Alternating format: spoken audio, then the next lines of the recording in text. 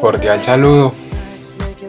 Bueno, en este video vamos a exponer el artículo que nos tocó para la materia de Ingeniería de Vías y Transporte. El grupo de trabajo lo conforma personas Jonathan Fuentes, Cris Lisset y Eric Delgado. El título del artículo es el transporte con bajas emisiones de carbono. En la introducción, las emisiones de gases de efecto invernadero resultantes de las actividades humanas han jugado un papel central en el cambio climático global. Las ciudades son los centros de población, construcción, transporte, industria y logística, y por lo tanto dominan las emisiones netas de carbono relacionadas con energía. Aquí en la imagen podemos ver los porcentajes de gases que arrojan los medios de transporte. Y podemos decir que la vida en cualquier ciudad del mundo se concentra principalmente en un entorno particular en constante cambio. Las emisiones excesivas de gases de efecto invernadero significan que este cambio tiende a ser negativo, explorando en las principales fuentes de emisiones y la reducción de las emisiones de gases en los puntos claves para resolver los problemas.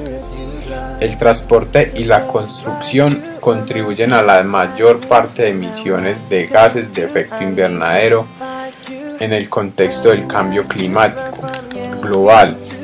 El transporte en las megaciudades en crecimiento se ha convertido en un tema clave porque motorizado la movilidad resultante de la expansión urbana es una fuente importante de emisión de gases de efecto invernadero.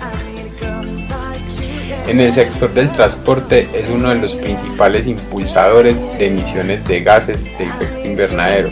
Según los Estados Unidos, la Administración de Información Energética, el sector del transporte representó aproximadamente el 13% de todos los emisores de gas y más del 21% de las emisiones mundiales de CO2 relacionadas con la energía. Los transportadores dominantes en Estados Unidos, aproximadamente el 36% de sus emisiones son generadas por el sector del transporte. Cada vez es más difícil frenar las emisiones del sector del transporte en las ciudades, especialmente en los países de desarrollo donde aumenta el número de vehículos rápidamente. La influencia de la estructura espacial urbana en las emisiones del transporte. La estructura espacial urbana se refiere a la configuración espacial del uso del suelo urbano dentro de un territorio metropolitano, área. La expansión urbana con su amplia dispersión de áreas metropolitanas y la expansión de ciudades con alto consumo de recursos escasos en un fenómeno relativamente común en el transcurso del desarrollo de la ciudad. Como vemos acá en la imagen, las ciudades se dividen o se van estructurando por sectores residenciales, los centros históricos, los barrios y cosas así, y ahí es donde el medio de transporte se va extendiendo. El patrón de uso del suelo urbano inclina la distribución de viviendas, áreas de empleo, compras y recreación, así como instalación de esparcimientos en áreas urbanas, determinan las actividades de los residentes de la ciudad y por lo tanto afecta las necesidades de viaje tanto directamente como indirectamente. Existe una gran cantidad de textos que examinan la conexión entre la estructura del espacio urbano y el comportamiento de los viajes.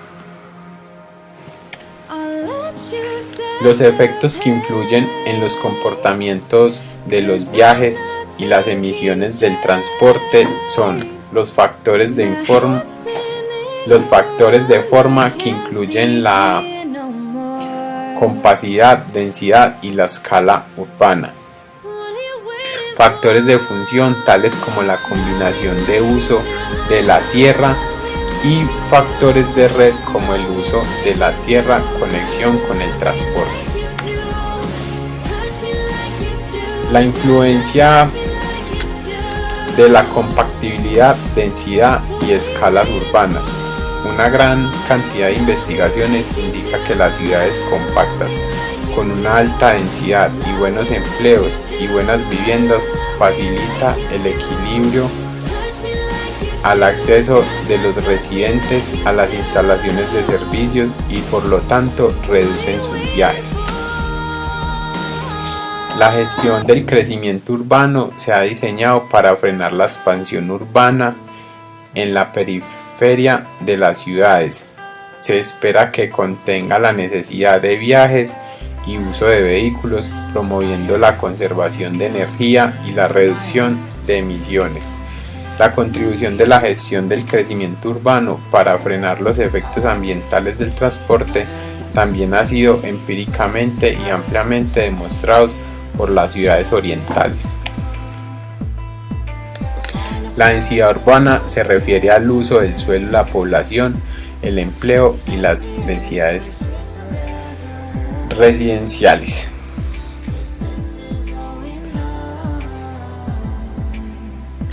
Aunque muy debatido, una gran cantidad de textos sugiere que existe una relación entre densidad y comportamiento de desplazamiento del vehículo y existe una correlación estadística negativa significativa entre la densidad urbana y el consumo de energía pre-capital relacionado con el transporte.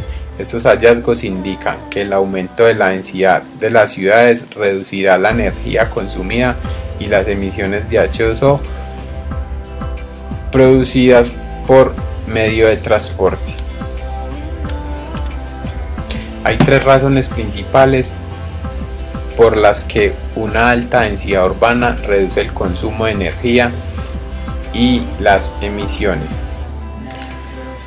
Una es el desarrollo de alta densidad, que puede reducir las frecuencias de viaje y las distancias de desplazamiento. Una mayor densidad está relacionada con un mayor uso de transporte público y otros con un mayor nivel de caminantes y reduce los viajes de transporte público. Los residentes de los vecindarios de alta densidad tienden a elegir vehículos más pequeños y altas eficiencias en combustible, posiblemente debido a la relativa dificultad de maniobrar y estacionar vehículos grandes en barrios densos. La influencia de la combinación de usos de la tierra y el equilibrio entre trabajos y viviendas.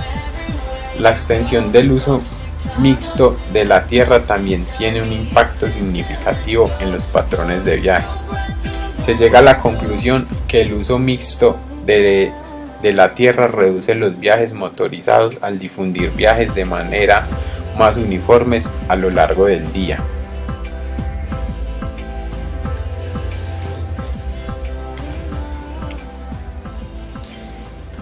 La influencia de la conexión entre el uso del suelo y el transporte.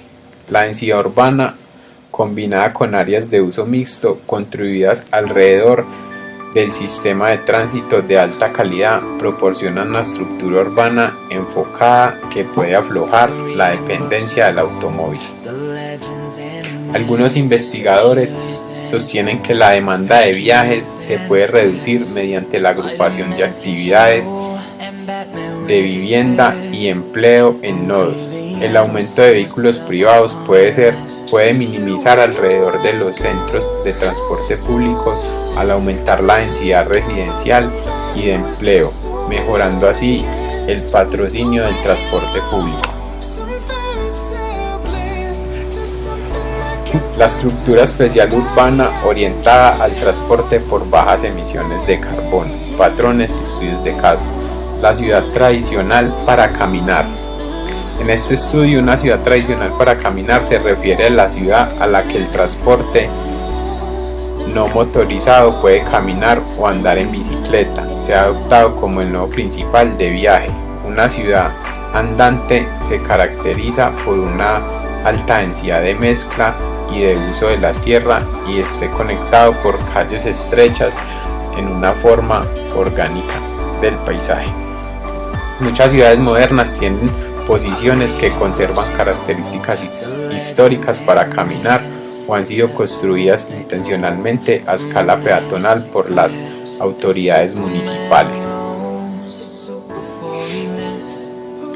En Europa se llevan los primeros 10 puestos de las ciudades biciamigables, que es el medio de transporte que se está utilizando ahora para mitigar las contaminaciones por los vehículos públicos y privados.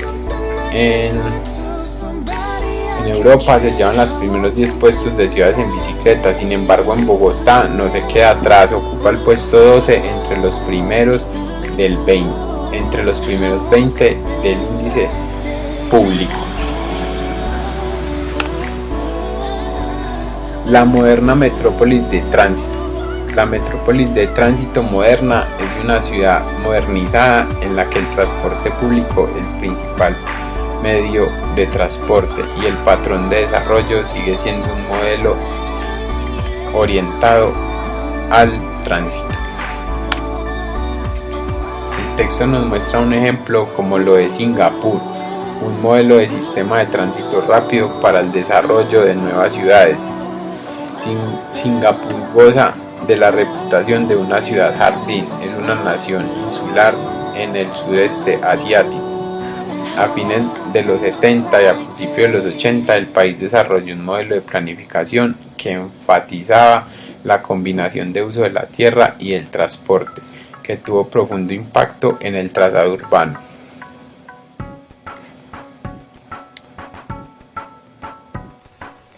Buenas tardes, continuando con el análisis del artículo propuesto para la actividad número 3 de vías, dando continuidad a la parte de mi compañero Jonathan Cifuentes, yo voy a hacer énfasis en los países en desarrollo, los desafíos y las respuestas que se han encontrado a fin de emitir y de cortar el efecto invernadero.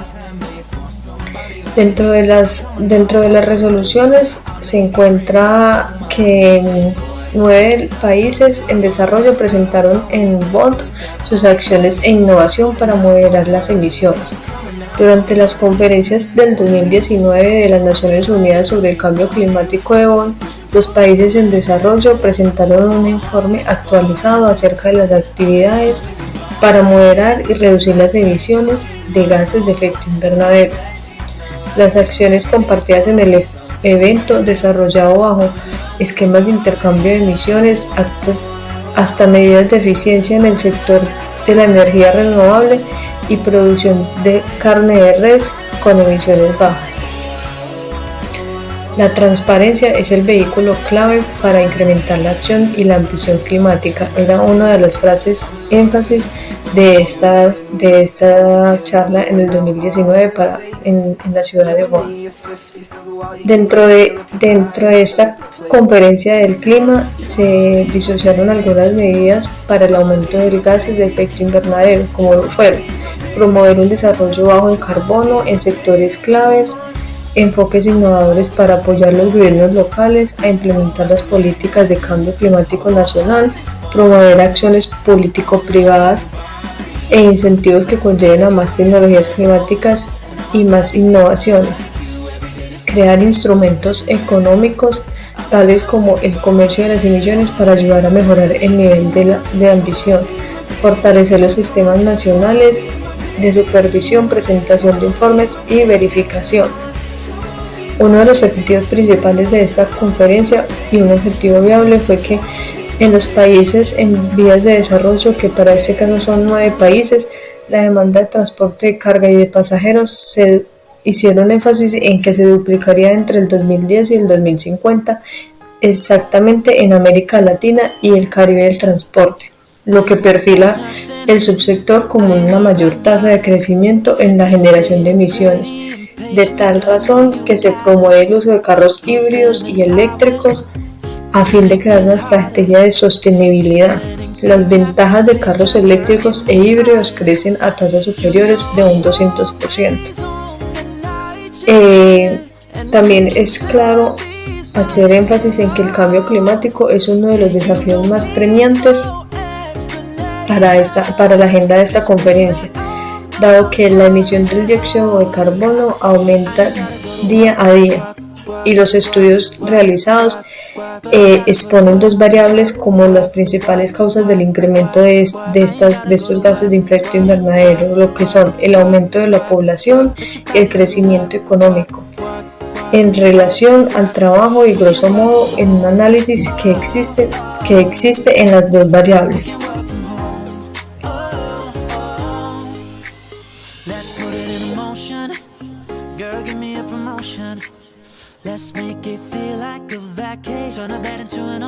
Bueno, concluyendo con respecto a lo que comentaba mi compañera, es importante tener en cuenta que de ahora en adelante, según lo que nos comenta el artículo, es tener en cuenta que las metrópolis, pues las ciudades, que en este caso mencionaba Asia, China, las cuales son ciudades que han implementado nuevas maneras de organizar su tráfico, en donde debemos enfocarnos a ir más allá en cuanto a la organización del tráfico, porque de esta manera podemos segmentar y pues identificar, como lo dice nuestro artículo, en donde que el suelo y su uso es muy complementario a su transporte. Adicional a esto, debemos complementar que no es solo el uso del suelo, ¿sí? Aparte de eso, tenemos que tener en cuenta que si queremos llegar a esa organización en cuanto a los medios de transporte y sus usos en cuanto a las metrópolis, como lo mencionaba, los modelos GDOT que buscan, como lo muestra acá en la imagen, es que por medio de una organización de zonas verdes y el uso del suelo, pues se puedan implementar más los medios de transporte que estén más con el medio ambiente. Perdón.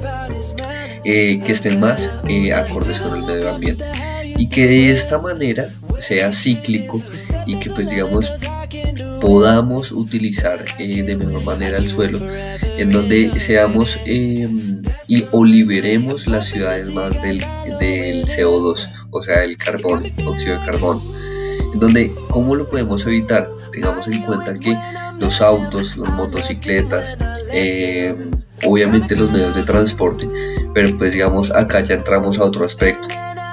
De esa manera debemos liberar las ciudades para que por medio de los medios de transporte incentivar que el ciudadano o la persona que está utilizando estos tipos de medios de transporte, ya que los patrones indican que una persona prefiere ir en su carro que ir en un medio de transporte. Ya en la parte de las conclusiones podemos identificar que el texto expresa su necesidad en cuanto al cambio de los beneficios que se le puede dar a la persona que usa el medio de transporte público, porque es importante incentivar la parte económica, en donde indica que de esta manera podemos incentivar que la persona utilice más el medio de transporte público y deje su carro en casa. De esta manera podemos liberar el transporte del CO2, como pues lo indica acá, y pues el modelo GDOT. Aparte de eso, en cuanto a los argumentos teóricos y de los estudios del documento, nos indica que la densidad y la extensión del uso mixto del suelo y la conexión entre el suelo y el transporte tienen una profunda influencia en el nivel de las emisiones del transporte. Una forma urbana compacta muestra que el uso eficaz de los suelos y una escala adecuada de bloques son las principales características que son eficaces para promover un transporte bajo en carbono cuando se integran orgánicamente con el sistema de tráfico ecológico, como lo mencionaba anteriormente, formado por el transporte público y los sistemas de transporte no automotriz. Por ello, el documento nos expresa que una propuesta muy inteligente es el modelo GDOT, el cual es una extensión tradicional que incluye características, valga la redundancia nuevamente, tradicionalmente, que nos encamina en un énfasis de integración, de uso del suelo y del sistema de transporte ecológico de una manera eficiente y correcta. También se requiere de una integración adecuada del sistema de integración urbano. ¿Por qué? No es solamente hacer el uso del suelo y pues incentivar la parte de transporte urbano y ya. En este caso es importante que por medio de sistemas y espacios verdes podamos dividir los corredores de tráfico con espacios verdes en donde digamos poner una cuña para poder hacer el procedimiento de transporte eficaz. Adicional a esto, como lo mencionaba anteriormente, el transporte con bajas emisiones de CO2, el cual a futuro nos puede estar afectando o nos puede estar ayudando. En Asia, y en especial país como lo indicaba, China, tienen características urbanas favorables para la implementación del modelo GDOT, ya que tienen adicional a eso una alta densidad de población y digamos, si hablamos en cuanto a la aceptación del uso del suelo, tienen una gran favorabilidad ya que tiene una densidad poblacional bastante alta a comparación con otros países. Y pues ciudades que se están construyendo y que son a grande escala. Es importante tener en cuenta que redondeando todos estos aspectos deberíamos ser muy conscientes que según lo que propone el modelo GDOT es muy sensato pensar a futuro en que por medio del ahorro del dinero o como se incentiva al pasajero que usa este tipo de medios de transporte, podemos llegar a un modelo de transporte ecológico y sostenible de una manera eficaz y correcta a futuro. Muchas gracias por la atención. Esta es la exposición con respecto al modelo GDOT y pues las ayudas, pros y contras en cuanto a este modelo GDOT.